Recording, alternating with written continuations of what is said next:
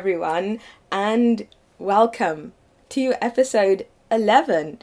So, just some thoughts. I am really happy with this podcast. I'm having a very good time with it, and it really reminds me why I used to do this before, like 2 years ago. I just really enjoy logging the journey of knitting. I'm generally not that good at writing down things that I'm doing. So I do have a knitting notebook, but this is such a more comprehensive recap of what I'm doing. And I really like it because, how do I say this? It's so nice to be able to look back and see where you were before, experience, being able to go back and be remembered, this is going to be a tough episode. I'm going to say this right now. I'm struggling with language at the moment. But it's such a nice, it's so nice being able to go back and just be reminded, that's the word I was looking for, be reminded of all the experiences you had, all the good times, all the bad times, the mistakes, the saves, the laughs, the sad times, all of it. And knitting is not something that has a destination. Well, maybe on the short term, finishing a project, but in the long run, right, we're all here for the journey. And so the journey is what's the most important part. And so me being able to go on this journey and share that with people, I think is very special. And that's why I like also just posting these videos on YouTube. Yes. So having said that, I have found just a quick update on school life. I know it's not really important for the podcast. Well, slightly. So basically I found a way to cope a bit better with the work. So essentially what used to happen, right, is I'd go to classes, I'd be really exhausted, I'd wake up, and then I would study, and then I would have no time for anything else. But I found that if I do unnecessary things such as knitting or self-study, if I do that before I make my homework, I'll be able to do everything, because homework is required, the self-study and the knitting isn't. So basically what used to happen, right, is I'll do all the required things and it would just stretch out to the point where I didn't have any time to knit, or well, not that much time to knit, and no time at all for self-study. And now switching that around has made things much better. So I'm much happier because I get to knit more, and I'm also much happier because I get to be more efficient with my language learning, because self-study is, I find, at this moment, at the very least, is the biggest source of improvement for me. So that's everything in terms of, I guess, life and headspace at the moment. I'm actually filming this on Thursday, not on Friday, because I'm slowly trying to work back to Monday. Or I don't actually know. I was thinking a weekly thing is fine, but maybe if I manage to do enough stuff that I can actually talk about things for 20 minutes, then I think it's also just fine to film whenever, I guess. So yeah. Okay, so I am thirsty. Yeah. That's some good tea, boy. Okay. So, I do not have any finished objects. However, I am pretty sure that I spoke last week about the Frill Yoke sweater, which we by now... Sorry. Which we at this moment, I don't know what's happening. We know very well at this moment. It has been, I think it's been a good 6-7 weeks since I've been working on this sweater. So let's do things in a proper manner, and first let me tell you about the specs, as usual. So again, this book, Kimawashii Nito by Hana Seidel, and I'm making this sweater right here, the Frill Yoke sweater. So the yarn that I'm using is from Daruma, and it's called Gemmo Chikai Merino Wool, and it is in the color forest green, number 4, and it's 100% merino yarn, and I've been knitting this project on 4.5mm needles. So last week I spoke about working on it a bit more, and that I actually started a new sweater that's also within this book as a motivation to kind of be like, bruh, what are you doing? You have 2 sweaters and you just better have to I don't know, I was just trying to find a way to make myself actually knit the sweater. So I will tell you, it has worked. I have not finished it. Like I said, I have no finished objects, but let me show you. Okay, so I think last week, because I have been editing, you know, I finished editing episode 10 yesterday actually, or this morning, but yeah, so I think I was still busy with the right arm. Yeah, I think I was still busy with the right arm. I'm pretty sure I was. But look at this baby. Look at this baby. Sorry. Look!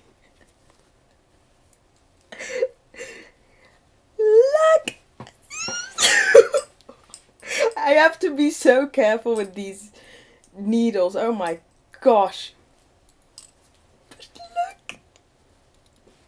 I got so far and I'm so happy with how it looks. Wait, I've got to show you how it looks at the moment. It doesn't look like much. It looks a bit awkward because like there's no ribbing and stuff on it, and I'm still missing like a huge... I'm missing the entire yoke essentially. I didn't know I was going to be this excited trying it on the camera. On camera. But yeah, I've shown it to So I've shown it to some of my friends and family, and they're like, oh my gosh, this is so awesome. Yeah. Okay. This is also why I took this shirt, because I thought it would look nice with me wearing it. Because actually I was just in my pajamas. But you know, gotta dress up a bit for the podcast. Okay.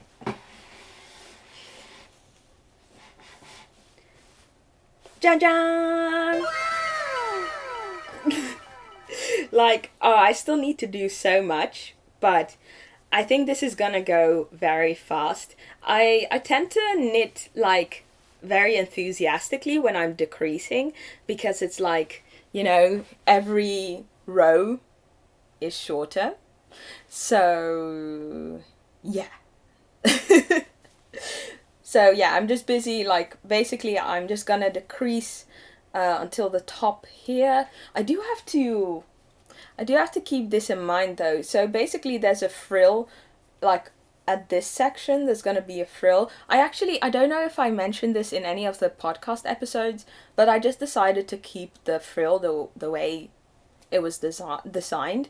So I have to keep that in mind, so that I make like a lifeline thingy, like an extra piece of yarn when I'm knitting the row that I'm going to attach this to, so that I can actually pick up the stitches and do the frill.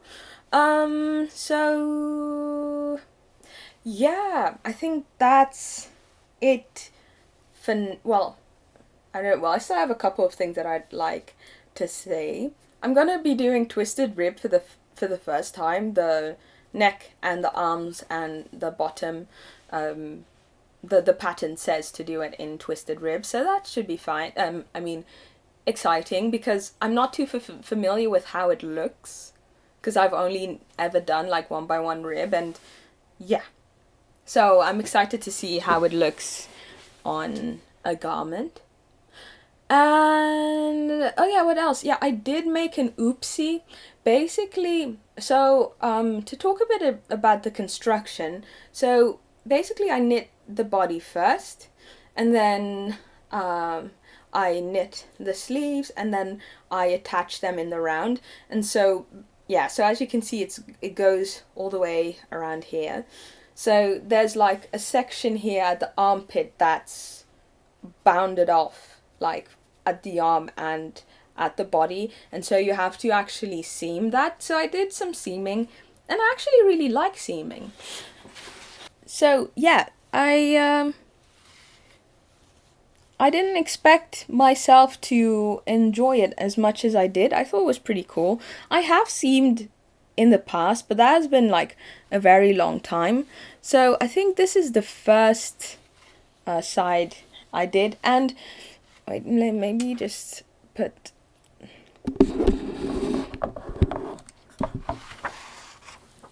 some more light here. So yeah, there are definitely things I still need to fix here, but I think I can figure it out. But for the most part, I don't think it's all that bad. Like how it looks, basically the reason why there's holes here is because I didn't seam this section.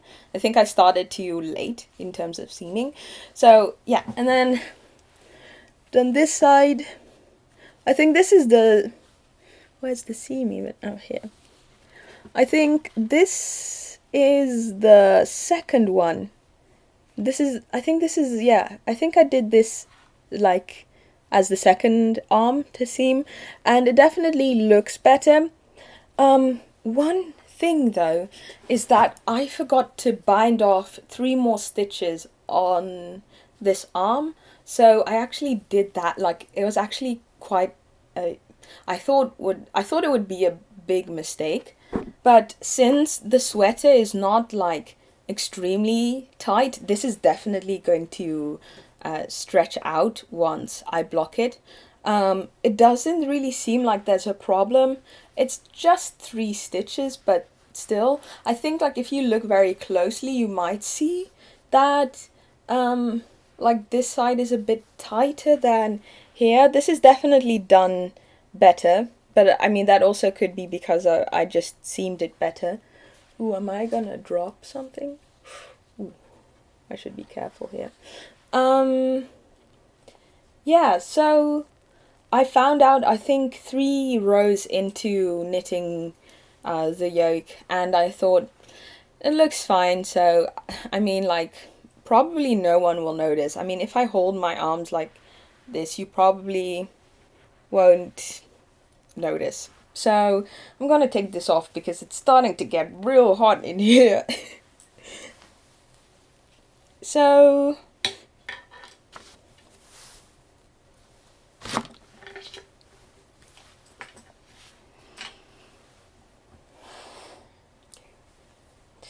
okay, I didn't lose any stitches, that's great.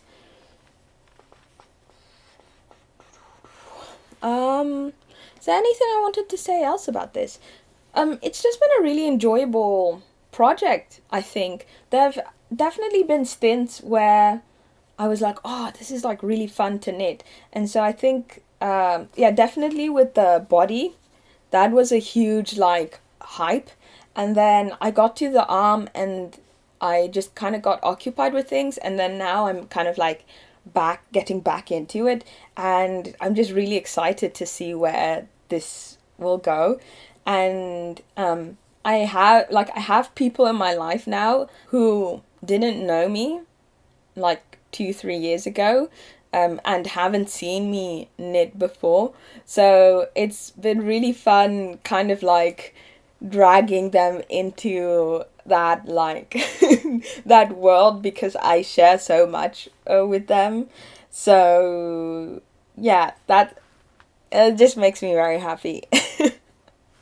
Okay, so what else have I been doing? So I think as for knitting, this has been like the project I've done the most. I said last week that I was gonna do some like summer knit things, but I ended up not doing so.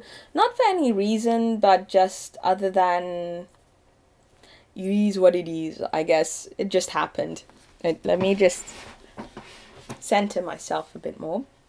Yeah, so I did look for some more. Well, actually, every week I'm kind of like scouring the internet looking for new patterns, and I'm just researching a lot, and it's been really, really, really, really, really fun. I have to say, I've been looking for new designers. I've been looking for new yarn stores. I'll get to that later on. I've been looking for new like yarn making people, hand dyers, like hand wool spinners and stuff like that. And it's just so cool seeing like how many like different people are out there in the like doing crafts with wool, with yarn. And yeah, it's just really fun seeing new people and like doing like who are doing like very interesting things, and I'm excited to try out some quite complicated looking designs in the future, but that is definitely going to happen later on in the year because basically those things take time, and a lot of the yarn that I want to use is like European yarn, or like, I don't know, yeah, European yarn from Europe, which is cheaper getting it in the Netherlands than getting it shipped all the way to Japan, and I still have to like take it back to the Netherlands anyways. So yeah, so I was actually planning on making a video about designs that I want to make once I come back home, because there are some fire pieces that I've seen, and I'm so excited to talk about that. Well, you've probably already seen it because this video is gonna come out towards the end of June, maybe even in July even. So yeah, just so excited about the craft, and it's really been making my experience in Japan so much more fun, and I'll get to that later as well. Oh wait, no, wait, is this already the next subject? Yes. Okay, so I'll get to that now, I guess. Basically, I have been trying to make knitting friends here in Japan, and yeah, so how's that been going? Not that well. I've just been following a lot of like Japanese designers and like yarn sellers, and I've spoken to at least one person who is very, very very nice, and then yeah, what else happened? Oh, yeah. So basically I signed up for this knitting night in Tokyo event. So this is actually organized by Amirisu.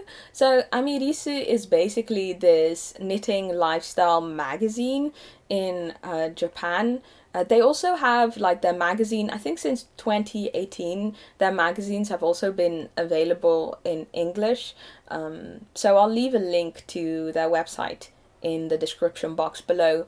But basically, aside from being like a magazine, they also have two shops, one in Kyoto, which is in the southern part of Japan, and then one in Tokyo, where I'm at the moment. And so they have like different events. For instance, they have like, I think, like a knit cafe where you can go to, and I think you pay like maybe 800 yen, which is, how much is that? Which is like €5, 5 or 6 euros, and then you can go there and knit for like 1 or 2 hours around other people who are also knitting. And there's this one event that they organized that I saw on Instagram a couple of days ago, and I was like, oh, I instantly have to register for this. And so this was the Knitting Night Tokyo event. And so basically it's an hour of knitting somewhere in Tokyo. I forget where it is. It's long gone. It's long been done once I post this. But yeah, I and basically there are two people from Amirisu. Did I pronounce that correctly? Yeah, from Amirisu, who are going to be there with a bunch of other knitters, and we're just going to be knitting together. So I'm really looking forward to it. They said that the requirement for this event was to speak English, which is nice because that kind of like, I mean, I can survive around people who can't speak English. I mean, Japanese speaking people who can't speak English. But yeah, it's nice not having to worry or like put my brain in overdrive in order to like have like more complicated conversations. So yeah, so that will be somewhere mid-June or something. Really looking forward to it. So I think I paid like 550 yen for that.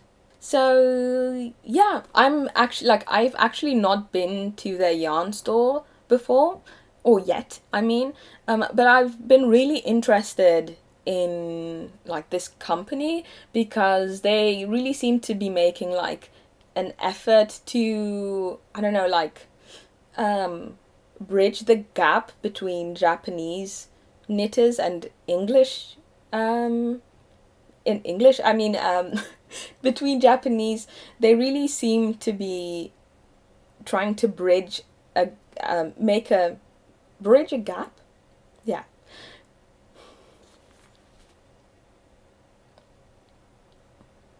I don't know why I can't speak English today. Maybe I'm tired. I think that's it. So I'll just continue and try my best. Yeah, so they are trying to bridge the gap between Western and Japanese knitters. So you can definitely see that in like offering patterns both in Japanese and English, but also like, well, at least so basically what I did is I got one of the knitting books, and I was surprised that it looked very Western, like a Western pattern, essentially. So just to give some more background, I have been knitting a bunch of Japanese patterns lately. I've had experience knitting Japanese patterns in the past as well, but one thing that you'll find with Japanese patterns is that it will mostly be one size. If you're lucky, two sizes, and if you're really, really lucky, 3 sizes, and usually they are very compact. They don't describe the pattern in words. They use diagrams mostly. But I got this one from Amirisu called Travel Volume 1, A Day in Nara. Nara is a town in Japan, I believe, in the south. So also with a lot of like historical significance. Yeah, so basically this pattern book is written like a Western one, which is really interesting. I think because I got this one in today, so I haven't really had the time to really scope out a lot of things, but they give like, how many sizes? 1, 2, 3, 4, 5. Wait, 1, 2. They give 6 sizes, basically. And yeah, as you can see, it's like text instead of like actual diagrams. So that's really interesting. That does make it a bit harder for me, but I mean, it's a challenge. I think I'll survive. I'll be able to knit some stuff. But yeah, what was I saying about this? Yeah, one of the reasons why I got this essentially was because of this shirt. I just really thought it was really pretty. It has like interesting construction in my opinion, and I just wanted to give this a go and knit this once I'm back in the Netherlands, because this does look like a lot of work. So um yeah, what else do I have to say about this book? So the reason why I got this is basically, in terms of patterns, I only get, well, I try my best to just get digital ones because that's just more efficient for me. Yeah, just being able to like carry everything wherever I go. So really the only books that I've been buying here in Japan, knitting books, have been the ones that don't have a digital copy.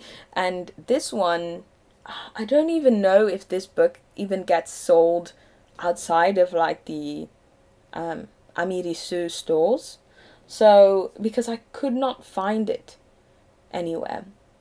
So, at least other than the amirisu shop online. But maybe I didn't like search well. But yeah, so I got this on their website. What else? This is also one of the books that actually doesn't have an English translation, I believe. What else do I have to say about this? Yeah, maybe I'll talk about this more once I'm back in the Netherlands, or maybe like after I've taken like a better look at the book. I'll bring it back to the podcast. Also, one thing I didn't want to say is like it came in the cutest box. Like this box was perfect. First of all, I mean, like, look at this cute. I wanted to say unicorn, but that's not the. So, like, this animal is called acorn. Ah, squirrel, that's it, yeah. So, okay, let me explain the unicorn comment. So, basically, this is a squirrel, and in Dutch, it's called acorn. So, I thought unicorn, but I know that's not right. But anyway, so yeah, so they have like this cute squirrel, the amirisu, the amirisu like logo, and then this book, like it fit this, oh, like in terms of thickness, it fit this thing as a glove. It, I don't know, I'm not even like a huge, I don't know, packaging gal, but I just thought it was so fancy, and I've never really been this impressed by a piece of packaging. So I'm actually going to, I think I might look through this week, and then I'll put it back in this box, and then I'll put it in my suitcase. Yeah, is that everything I have to say about amirisu?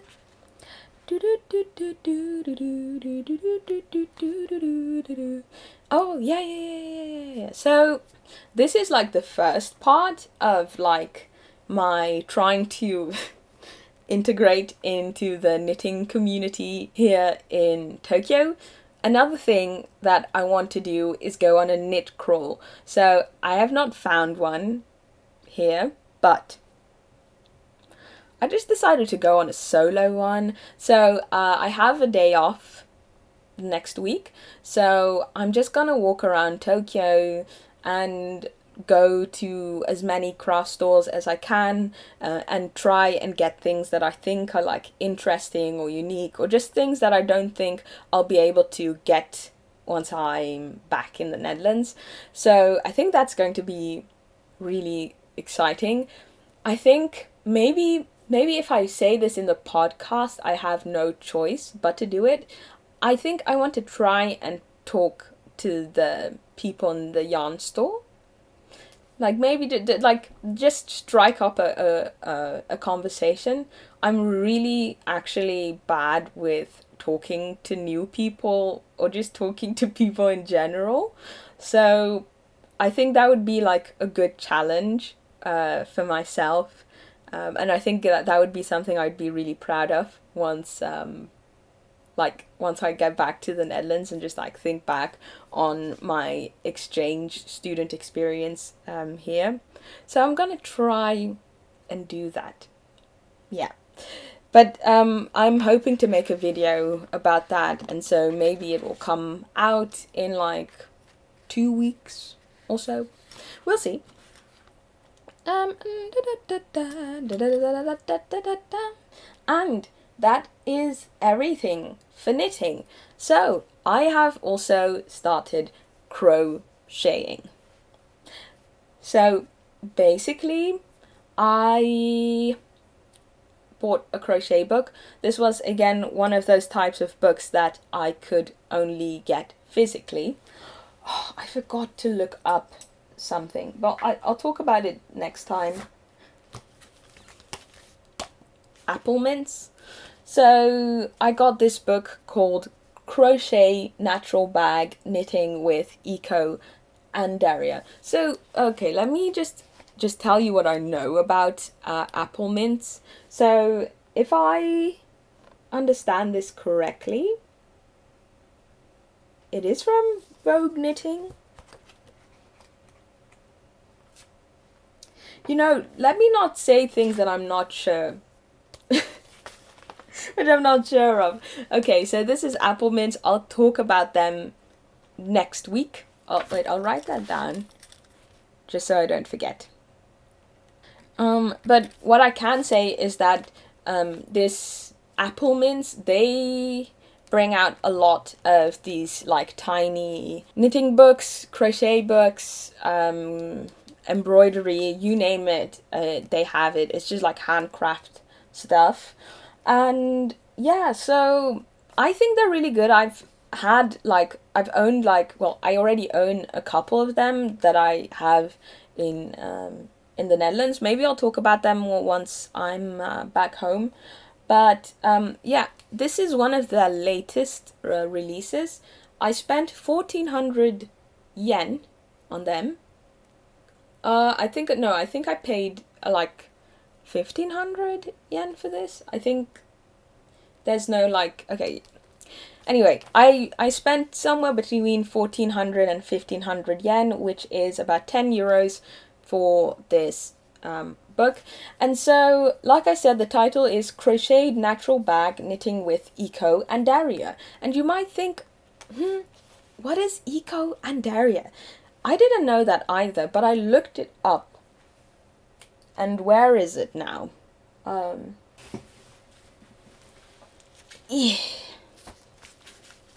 looked it up, and it's this. Oh, it's this.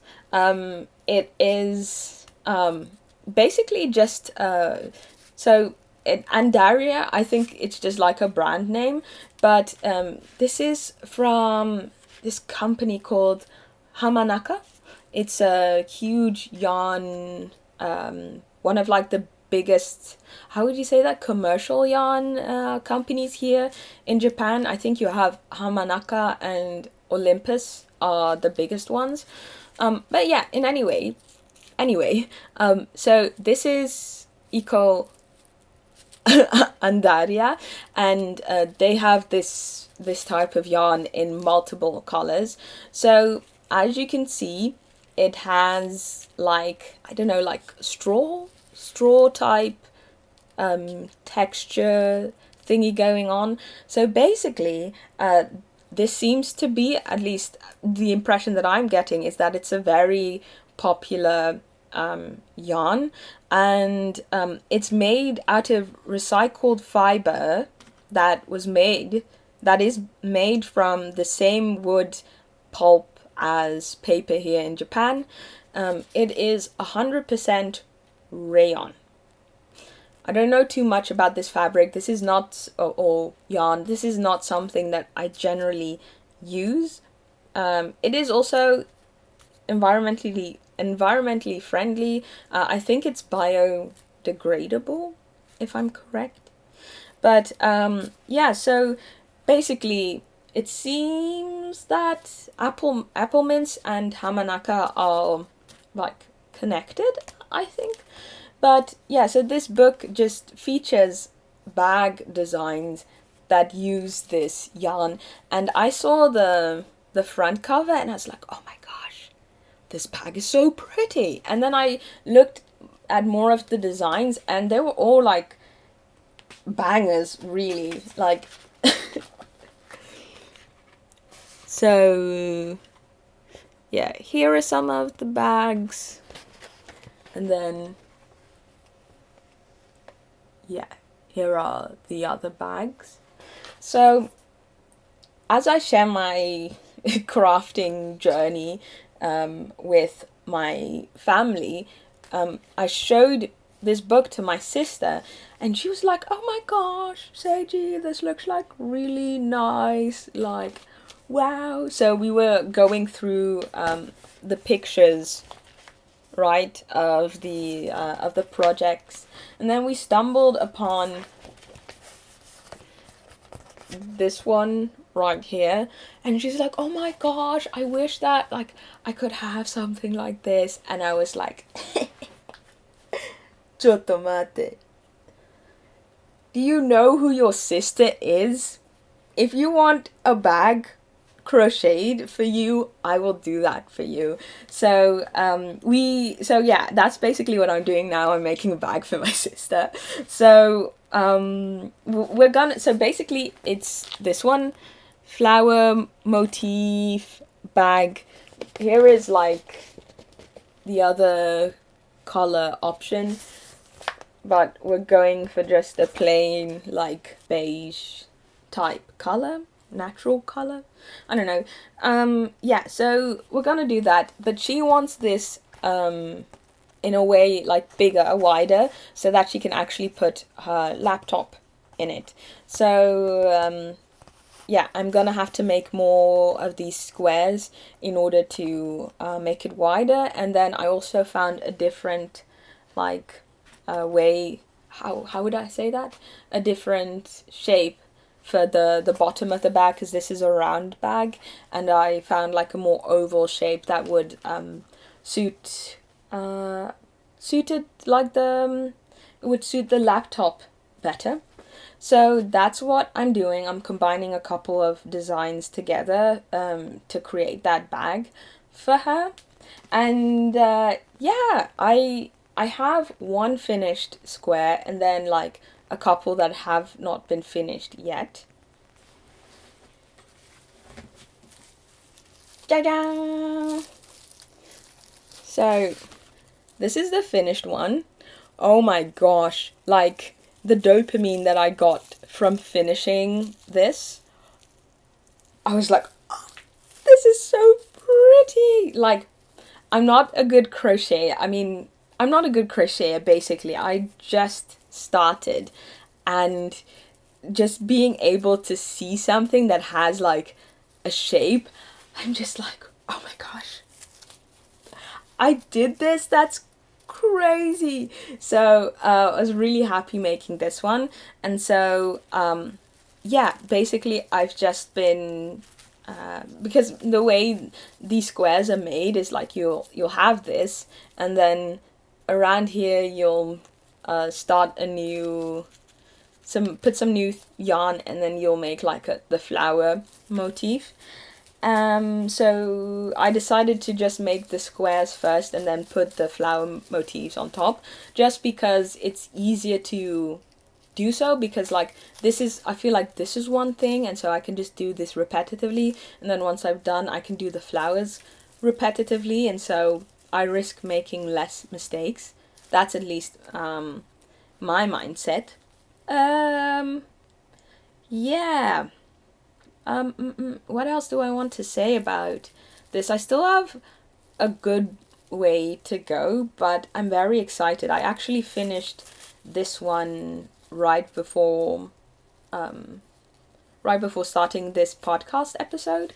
It does seem a tiny bit like smaller than the rest. Maybe I'm getting like a tighter grip on the crochet hook.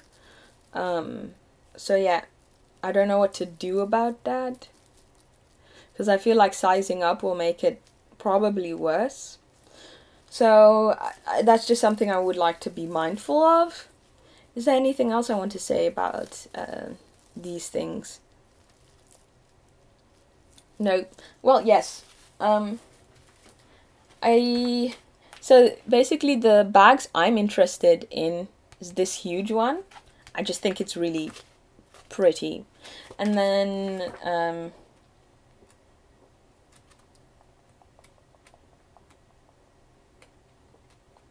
did I just miss it? I missed it. And this one, I just think it's so cute with the frill. Yeah, I just thought it was really cute. My mom was like, "Is this like a thing for a flower pot?"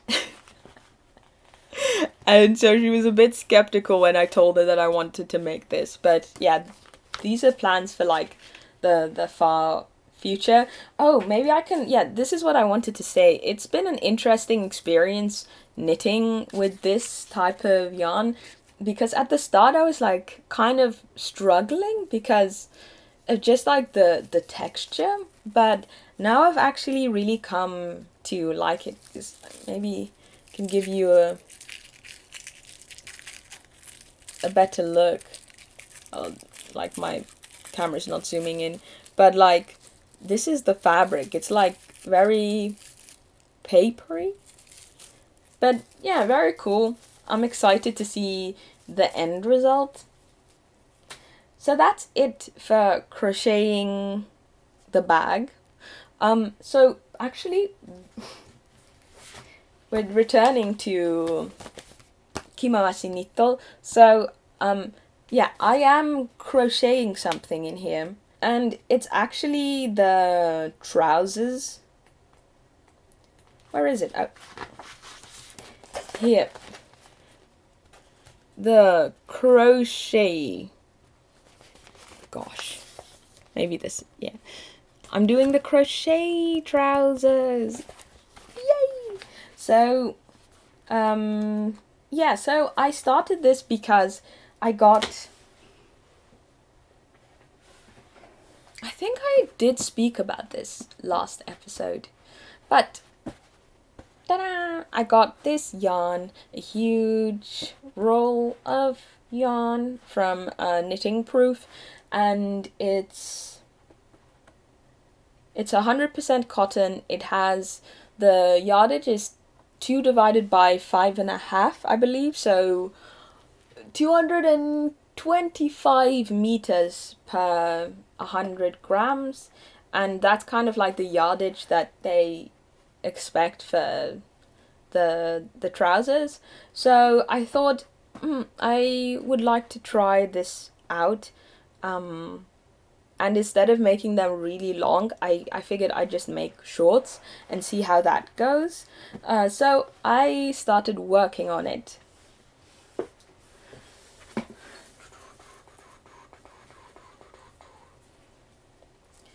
And here is, I guess, like my first earnest attempt. It's not correct. As you can see, it's not even a square. There are huge holes here, and I was like very confused about what exactly was going on here. And then I found out that I was using a wrong stitch. So I thought I had to do, there's this sign, maybe I can write it.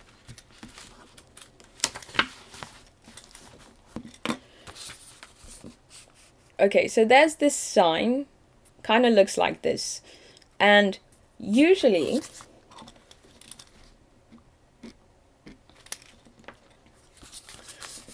this means double or half double crochet. And so I thought I'd just have to make 3 half double crochets, like somewhere here. And it turns out that this is like completely like wrong. It's like a triple half double crochet thingy that I don't know how to explain it, but it was wrong, basically.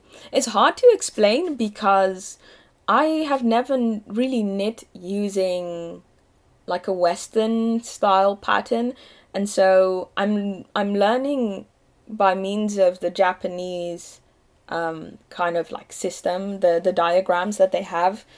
They use that also for crocheting. And so yeah, I don't know. I should have like just looked up what it meant and not kind of like assumed. Yeah, I don't know. I think that's just easier. Like that type of mistake is just easier to make when it's like a diagram and you look at something and it has a symbol and you think you know what that symbol is. But yeah, so I messed up, but multiple times. I've tried like 3 times making the square, but I feel like this next time it's gonna be a winner. So yeah, that's it for today, I think. Really? Yeah, I do want to say sorry for this episode being a bit chaotic, but I'll try my best to organize things or make things more legible by means of the magic of editing. So, yeah, it's just that it's late now and I'm tired, but I still wanted to film this as like so that I won't have to film tomorrow when I'm really, really gonna be exhausted. So, yeah, thank you so much as always for watching, and I hope to see you soon in a new video. Take care. Okay, bye.